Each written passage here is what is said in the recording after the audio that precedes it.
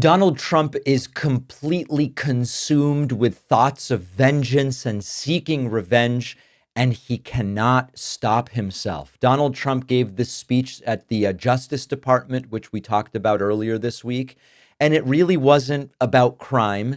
It certainly wasn't about law and order.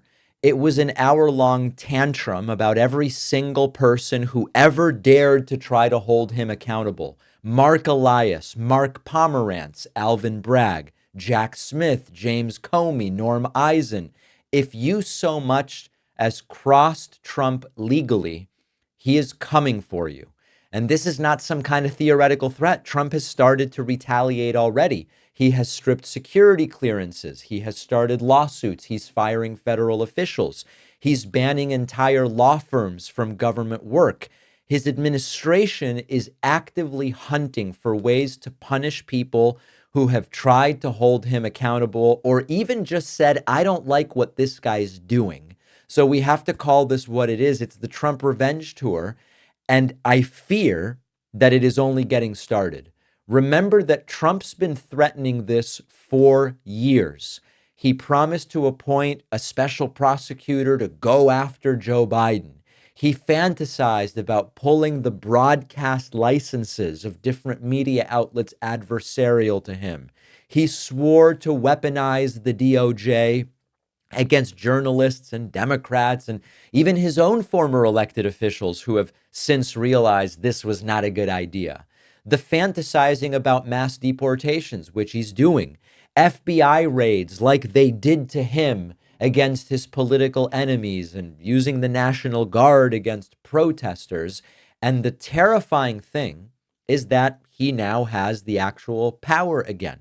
When he calls prosecutors thugs, and he calls judges who ruled against him corrupt, and he says the legal system is rigged when it applies to him, he is now able to do something about that. And even if it's not ultimately successful in the sense of getting convictions or whatever, just weaponizing a system against people alone can be the punishment in and of itself.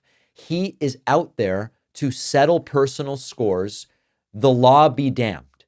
So what we have to sort of acknowledge, and this is a thing in authoritarian dictatorships. Sometimes the government is no longer a political entity. It is a dictatorial entity. And what we are hearing from Trump at the Justice Department and elsewhere is his dictatorial wish list. It's how he wants to erase justice and replace it with a system where the number one currency is loyalty to Trump.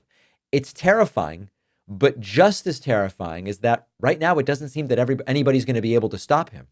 The Republican Party completely has collapsed into obedient silence. The so-called moderates are nowhere to be found. Institutions that were supposed to act as guardrails are either too slow or compromised or afraid to act. The Supreme Court is now packed with Trumpian right-wingers. It has shown zero urgency in trying to stand up to Donald Trump's most blatant abuses of power. And we even see a judiciary. I mean, remember, the court issued a direct order. Do not deport these people to El Salvador. Turn the planes around. Trump just said no. This is truly how authoritarianism takes root. It's not so much a sudden coup. Trump trying to steal the 2020 election, an election that he lost, that would be a sudden coup. That would be the instatement of authoritarianism through a sudden event.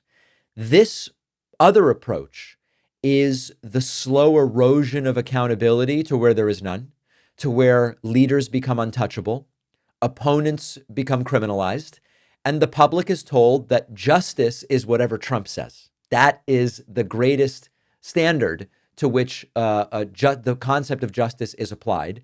And what Donald Trump is proving in real time is that he can wield the justice system as a weapon against his enemies and get away with it. If no one is willing to restrain him now, if he's able to get away with saying, I don't care what the courts say, why would he ever stop? And this has been the question I've been asking now for a very long time. Now, if there is any countervailing force to this, It would be if people on Trump's side, for lack of a better term, start to speak out. And I'm not talking about people in Trump's cabinet or elected Republicans. I'm talking right now about voters speaking out. And I want to talk about that next. Do you ever have one of those nights where you just are really struggling to fall asleep? You're lying there, mind is racing. Next time, give Beam Dream Powder a try. It's quite simply delicious hot cocoa with melatonin. Melatonin is scientifically proven to help you fall asleep faster, stay asleep longer, without the side effects you can get with antihistamines or prescription drugs, including next day grogginess. Countless people's nights have been changed for the better after discovering that melatonin comes in this calming, tasty hot chocolate with 0 grams of sugar, only 15 calories. My favorite Beam Dream flavor is cinnamon cocoa, but it comes in sea salt caramel or caramel. That's a whole other conversation. Brownie batter, vanilla chai, and others. Beam Dream is easy to add to your nighttime routine. Mix it into your hot water or milk, froth, and enjoy before bed. Go to shopbeam.com/Pacman. Use the code Pacman for 40% off. The link is in the description.